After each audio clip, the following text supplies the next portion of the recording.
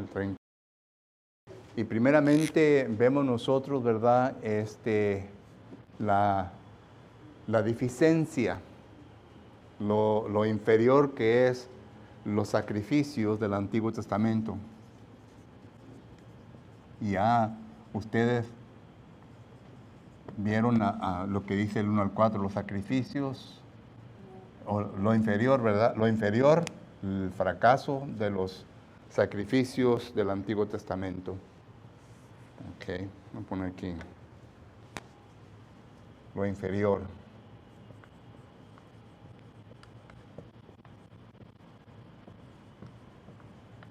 Lo inferior de los sacrificios del Antiguo Testamento.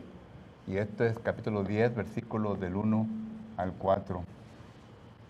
En primer lugar, miramos que estos sacrificios se hacían diariamente, dice la palabra de Dios, cada día. En el versículo 11, note lo que dice la palabra de Dios. Hebreos capítulo 10, versículo 11 dice, y ciertamente todo sacerdote está día tras día ministrando y ofreciendo muchas veces los mismos sacrificios que nunca pueden quitar los pecados. Y regresamos a Hebreos capítulo 10 y versículo 1 al 4 que da el mismo concepto, la misma idea. Entonces los sacrificios del Antiguo Testamento nunca pudieron quitar los pecados del ser humano. Y yo no sé cuál sea la razón, ¿verdad?, de los premilenialistas o la persona que cree en la teoría o en el concepto de los 1000 años. Así como se anuncian de parte de los premilenialistas, los dispensacionalistas, y como ya he dicho anteriormente, todos los istas que enseñan concerniente a ello, porque ellos, el punto principal de ellos es que Cristo regresará a este mundo, ¿verdad? Y que habrá de establecer el templo y los sacrificios nuevamente, ¿en dónde? ¿Qué pasó, hermano? ¿Estamos dormidos aquí? En Jerusalén. En Jerusalén. Esa es la enseñanza principal de ellos. Que Jesucristo va a regresar a este mundo y va a reconstruir el templo y va a volver a traer los sacrificios del Antiguo Testamento y Él va a reinar por 1000 años. Y durante esos 1000 años ya estuvimos estudiando sobre la gran tribulación, etcétera, etcétera. No me voy a meter en eso, lo estamos estudiando los miércoles. Ya no lo vamos a estudiar, pero ya estudiamos en los miércoles. Pero es el concepto de Dios. Y la palabra del Señor nos enseña, ¿verdad?, que los sacrificios del Antiguo Testamento jamás pueden hacer perfectos al ser humano. Y la pregunta entonces es, ¿por qué? ¿Por qué es que los sacrificios del Antiguo Testamento no pueden perfeccionar al ser humano? Dios fue el que dio la ley del Antiguo Testamento, ¿verdad? En Éxodo capítulo 20, versículo 1 en adelante, ahí fue en donde Dios da la ley, ¿verdad? Llegan al monte Sinaí. Déjame que pasen ahí. Come on in, brother. Pásenle.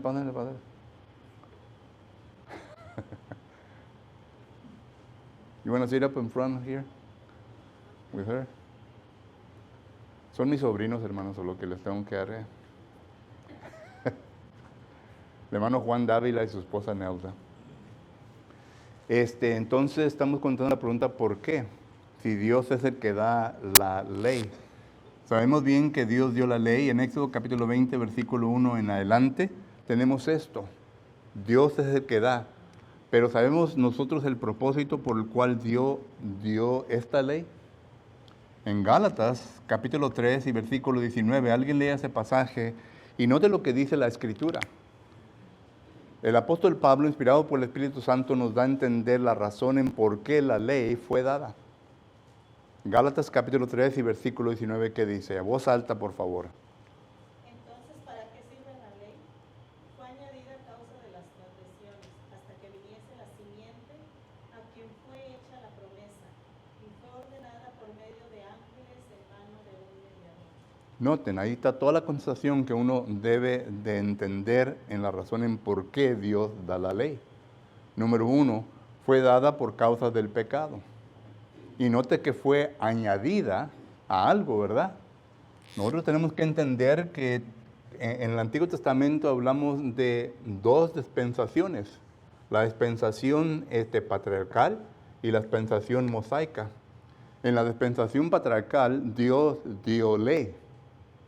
Porque Romanos capítulo 5 y Romanos capítulo 4 dice que no se puede inculcar pecado al ser humano sin ley. Entonces, aquí en la dispensación patriarcal hubo pecado. Eso quiere decir que hubo ley. Dios estableció una ley. En Moisés o la dispensación mosaica, Éxodo capítulo 20, ya se le da al pueblo de Israel una ley. Fue añadida a la ley patriarcal. Por eso es que cuando nosotros llegamos acá a la ley de dispensación cristiana, hay muchos problemas concernientes al matrimonio, ¿verdad?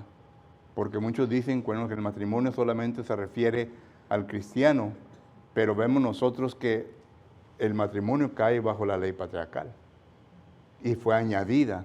Entonces Gálatas capítulo 3, versículo 19 dice que la ley de Moisés fue añadida. Dios añadió a lo que ya había establecido. ¿Y qué fue lo que añadió? La ley mosaica. Y la ley mosaica fue añadida con el propósito, es lo que estamos tratando de contestar, con el propósito de detener, de frenar, ¿qué? El pecado. El versículo no dice que iba a quitar el pecado por completo, sino para refrenarlo, para venir a detenerlo, hasta que viniese ¿quién? Cristo. Cristo. En otras palabras, hasta que viniese el sacrificio perfecto. Porque únicamente el sacrificio perfecto es el cual quita el pecado. Solo que entonces miramos nosotros que en el Antiguo Testamento existió el pecado, pero estaba de una manera frenado. Ahora quiero que alguien lea Romanos capítulo 3 y versículos 24 y 25. Note lo que dice concerniente al pecado. Romanos capítulo 3, versículos 24 y 25. Quien lo tenga a voz alta, por favor, para que todos escuchemos. Romanos 3, 24 y 25. Siendo justificados gratuitamente por su gracia mediante la redención que es en Cristo Jesús, a quien Dios puso como propiciación por medio de la fe en su sangre, para manifestar su justicia a causa de haber pasado por alto en su paciencia los pecados pasados. ¿Qué hizo Dios en la antigüedad? Versículo 25. Pasó por alto los pecados de la antigüedad. Este versículo viene a confirmar que Dios no perdonó los pecados en la antigüedad, sino que los pasó por alto. Pero gracias a la gracia de Dios, y aquí se viene a definir qué es la gracia de Dios. La gracia de Dios, recuerden que la gracia es un favor, es un regalo. Eso interpreta el versículo de Efesios capítulo 2, versículo 8 y 9. Por gracia sois salvos. ¿Por quién entonces? La gracia es Jesucristo. Es el favor de Dios. Juan capítulo 3, versículo 19 dice, de tal manera amó Dios al mundo que ha enviado a su Hijo unigénito, para que todo aquel que en él crea no se pierda, mas tenga ¿qué? Vida eterna. Esa es la gracia. Tito capítulo 2, versículo 11 dice que la gracia vino a este mundo y nos enseñó que viniéramos a renunciar los deseos mundanos. ¿Quién vino a enseñarnos que viniéramos a rechazar los deseos mundanos? Cristo. Cristo, solo que la gracia de Dios es Cristo. Por gracia sois salvos, Efesios 2:8.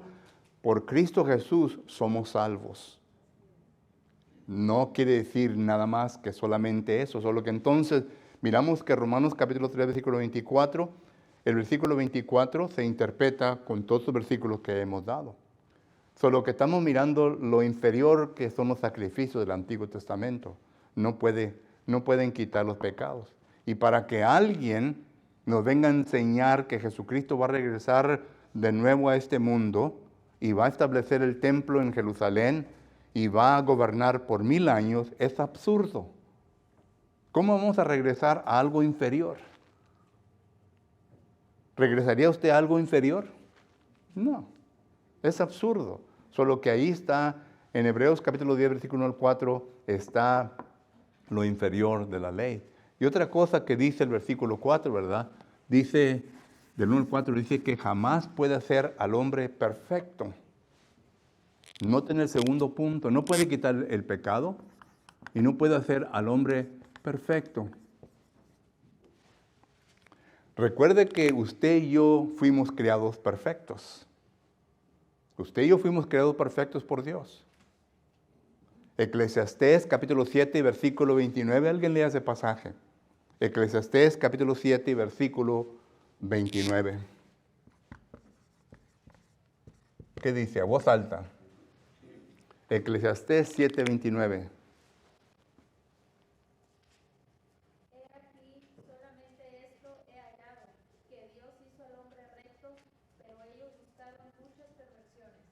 Dios hizo al hombre recto, perfecto. Usted y yo fuimos creados perfectos.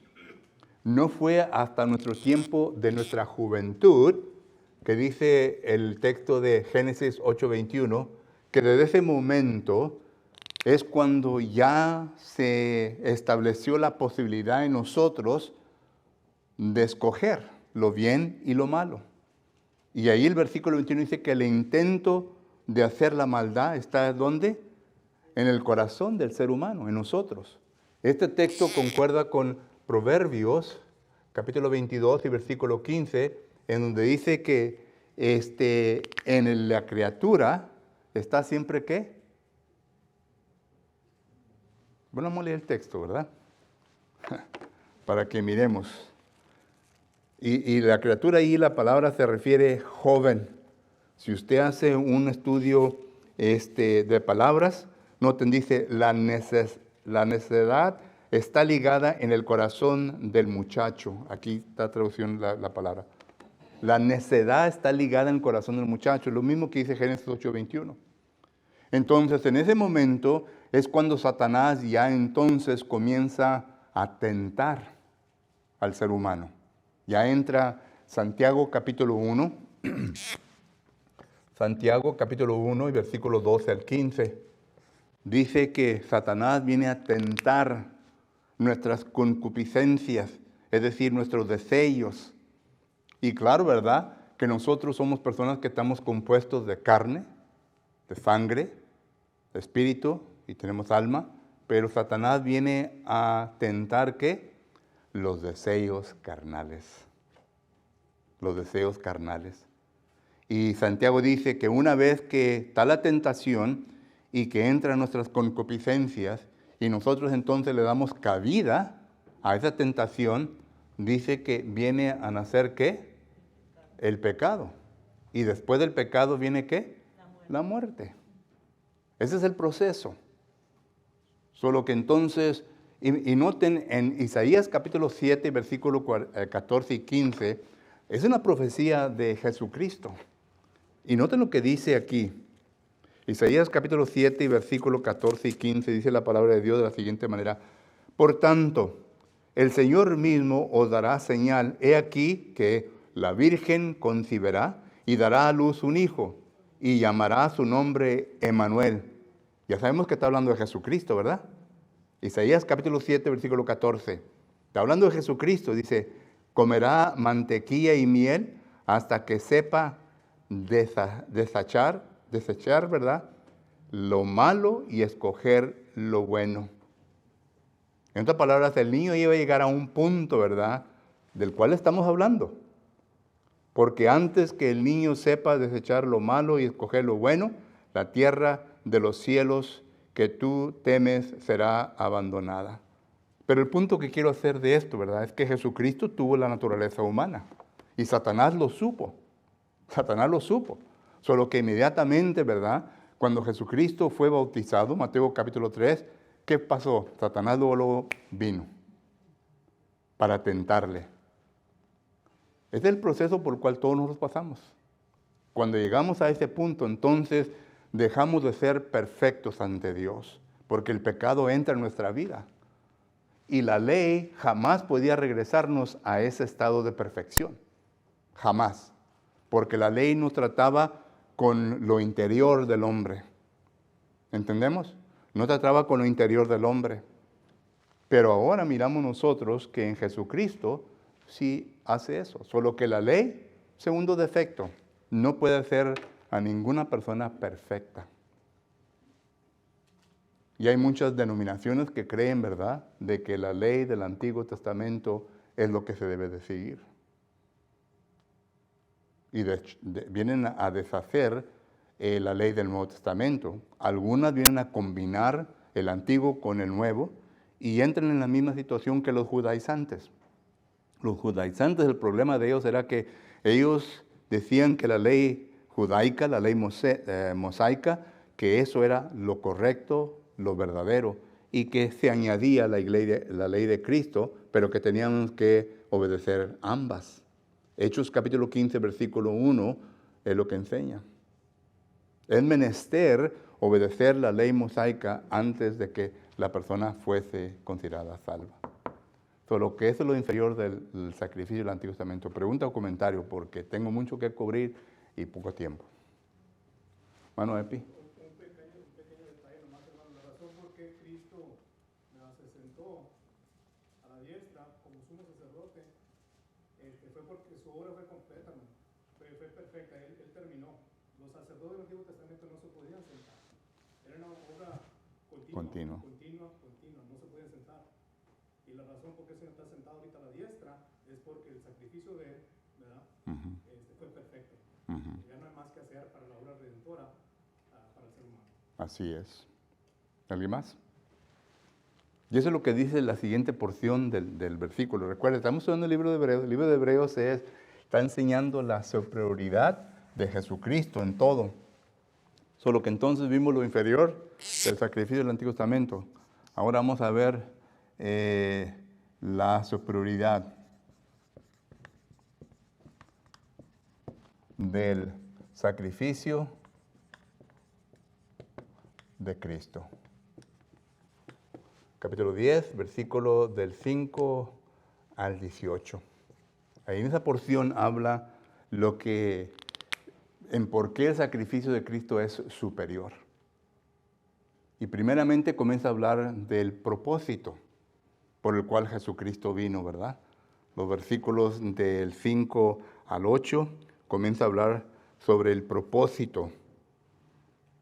Jesucristo vino porque eso fue una decisión que se hizo entre la deidad.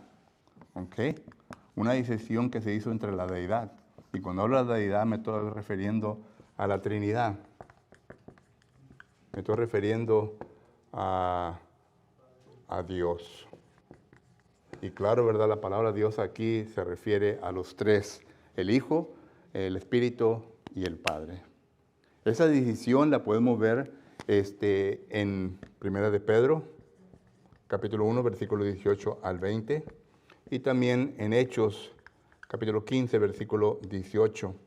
Y claro que en el Antiguo Testamento tenemos una multitud de versículos que habla concerniente a esto. Génesis capítulo 3, versículo 15, allí aunque uno inmediatamente no lo puede ver, pero ahí está declarado, ¿verdad?, ya el propósito de Jesucristo. Y luego a través de muchos versículos del Antiguo Testamento miramos el propósito de Cristo de venir y de ya cumplir una sola vez el propósito que Dios quería para que fuera un sacrificio perfecto. El propósito. Y el propósito, ¿verdad? Pues primeramente miramos nosotros que es el siguiente. Número 1, tenía que vivir una vida ¿qué? Perfecta. ¿Ok? Tenía que ser una persona que pudiera derramar su sangre, pero su sangre inocente. ¿Ok? Y tercero, cumplir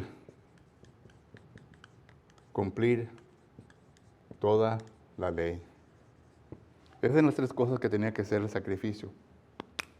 Perfecto. Y miramos nosotros, ¿verdad?, que Jesucristo mismo le dice a las gentes que Él le habla, ¿acaso me podéis acusar ustedes de pecado? Juan capítulo 8, versículo 46. Y nadie dijo nada. They sip it, lock it, and put it in the pocket. Nadie dijo nada. no podían acusarle a Jesucristo de pecado. E incluso los apóstoles vinieron a decir, ¿verdad?, que Jesucristo era una persona perfecta. Pablo lo dijo en 2 Corintios capítulo 5, versículo 21 en adelante. Juan lo dijo, Pedro lo dijo, todos los apóstoles dijeron concerniente a la perfección de Jesucristo, que Él vino al mundo, pero no pecó. No pecó. Y fue tentado por Satanás. Ya vimos los versículos también de eso. Lucas capítulo 4, versículo 13 dice que Satanás tentó a Jesucristo, pero nunca fue triunfador en su tentación. Dice que se fue de él por un momento, pero regresó continuamente tentando a Jesucristo. Y luego la sangre inocente, pues miramos nosotros que si acaso Jesús no pecó, no había contaminación en Jesucristo. No había contaminación en Jesucristo, solo que la sangre que Él iba a derramar era una sangre inocente. Juan el Bautista en Juan capítulo 1, versículo 29 dice, he aquí el Cordero de Dios que quita el pecado del mundo. Noten cómo Juan lo viene a presentar a las personas a las cuales Él está hablando. He aquí el Cordero de Dios. En otras palabras, he aquí el sacrificio de Dios que quita el pecado del mundo. Y es interesante que Jesucristo al nacer nació ¿en dónde? En un pesebre. ¿En un lugar de qué? De animalitos. En un pesebre nació Jesucristo. Eso nos da a entender, ¿verdad? Que ahí estaba ya naciendo el Cordero, el Corderito, ¿verdad? El Cordero de Dios que un día iba a quitar el pecado del mundo. Y vino Él por su inocencia, por su perfección, vino Él a ser sacrificado. Y por eso Dios aceptó el sacrificio de Jesucristo. Ya conocemos la historia de Mateo capítulo 26, donde Jesucristo no quiso ir a la cruz, pero dijo, Señor, que se cumpla tu voluntad y no la mía. Por eso es que cuando Él llega a la cruz del Calvario, ¿verdad? Él dice, consumado es. Juan capítulo 19, versículo 30 y 31. Dice que Él dijo, consumado es, Padre. En estas palabras, terminé todo. Y Jesucristo vino a cumplir la ley. Mateo capítulo 5, versículo 17 dice que no he venido para abrogar la ley, sino que para cumplirla completamente. La ley de Cristo fue cumplida. Colosenses capítulo 2, versículo 14 dice que Jesucristo fue triunfador en la cruz, anulando el acta de decretos que estaba sobre nosotros. El acta de decretos se refiere a la ley del Antiguo Testamento. Porque la ley únicamente acusa, la ley apunta. Es todo lo que hace la ley. La ley apunta que somos pecadores, que eres pecador, y por lo tanto no da ninguna manera en cómo escapar de esa situación. Ya vimos eso en los primeros 4 versículos. Solo que los versículos del 5 al 12 habla del propósito. Y el propósito ya se había establecido por Dios. Y luego los versículos del 8 en adelante, y voy rápido, no creo que voy a terminar todo, hermano, pero del 8 en adelante dice, miramos nosotros, ¿verdad? Que Jesucristo sí perfecciona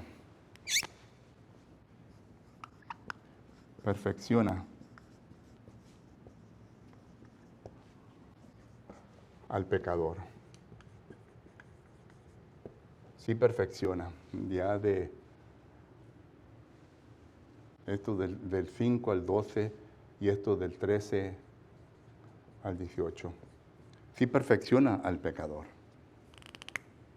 ¿Aurora? Algo interesante que deberíamos notar aquí es de que la justicia de Dios es lo que demandaba de su Hijo, ¿verdad? Tenía que ser perfecto, así como nosotros también, como hijos de Él. Él demanda también la perfección de nosotros también. Así es. Solo que Jesucristo sí perfecciona al pecador. El pecador ahora, miren, Jesucristo ha dado el plan de salvación.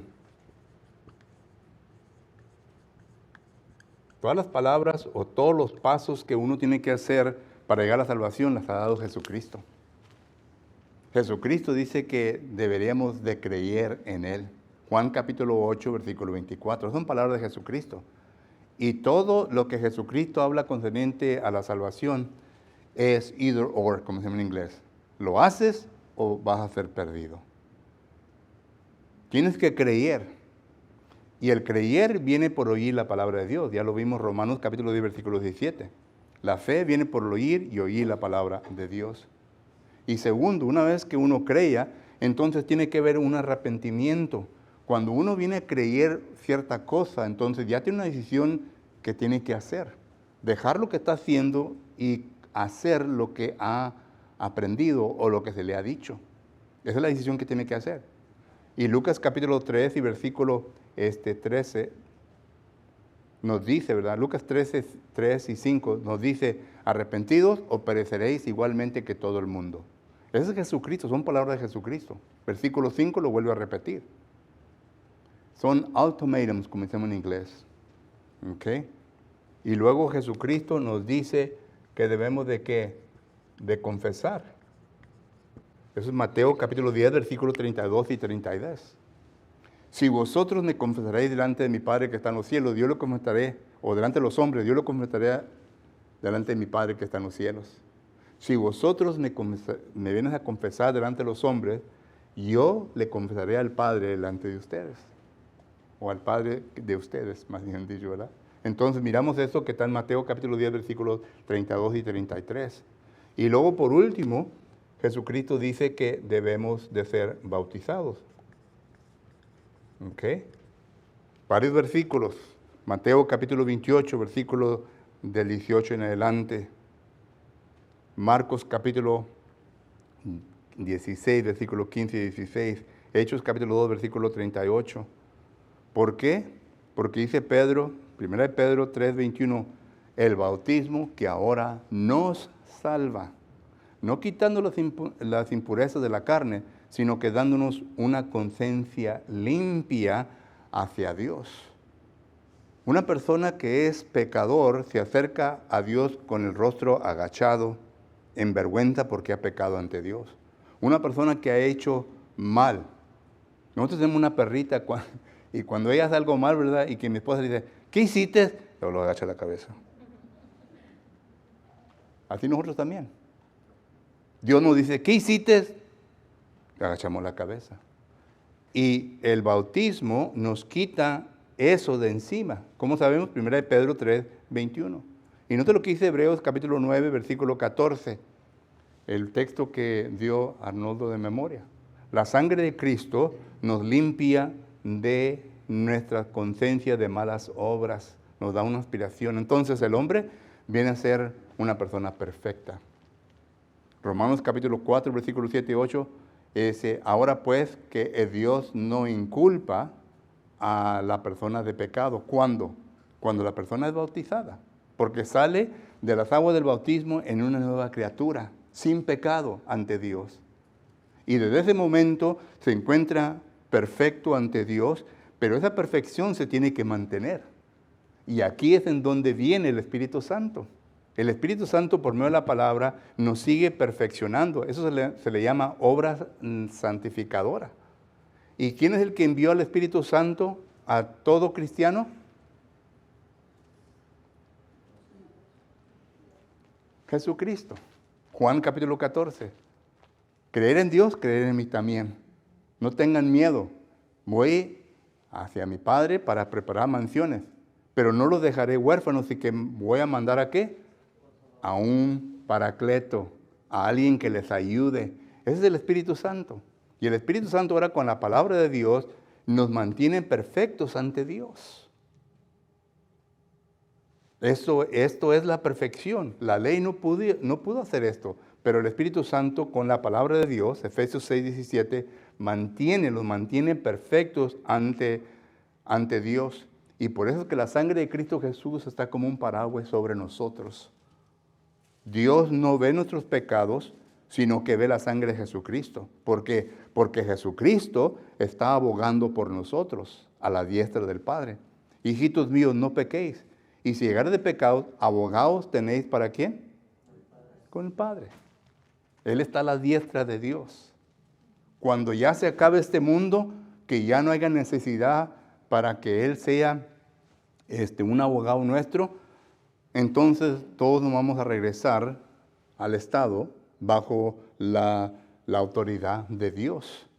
Jesucristo entregará a la iglesia, al Padre, y todos vamos a estar bajo la autoridad de Dios. Cristo mismo ya se va a regresar a su naturaleza, que es Dios, como empezó, porque ya no necesita que ser abogado nuestro, ya no necesita que interceder por nosotros, todos vamos a ser perfectos. Eso es lo que dice Apocalipsis capítulo 22 y versículo 1 en adelante. Se me acabó el tiempo, hermanos. Solo que no acabamos el capítulo 10.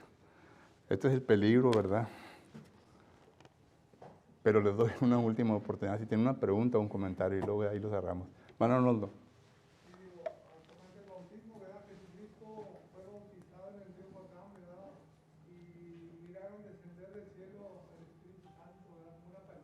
Así es. Lo dejó por ejemplo, ¿verdad? Para todos nosotros que estamos bautizados por el perdón de nuestros pecados. Mientras que no lo hagas, tus pecados no son perdonados. Así es. Y recuerde, cuando hay pecado en nuestra vida, nadie radica en nosotros únicamente la influencia de Satanás. Dios no puede hacer nada. El pecado es lo que hace. Viene a quitar. Isaías 59 dice que no se ha cortado la mano de Jehová, de Dios, sino que a consecuencias de nuestras transgresiones y pecados, nosotros nos hemos retirado de Dios. Solo que eso es lo que tenemos en mente, ¿verdad? Que el pecado es lo que viene a retirar. Bueno, el tiempo me terminó, hermanos. Vamos a tomar un pequeño receso y regresamos a nuestra predicación esta mañana. Que el Señor les bendiga.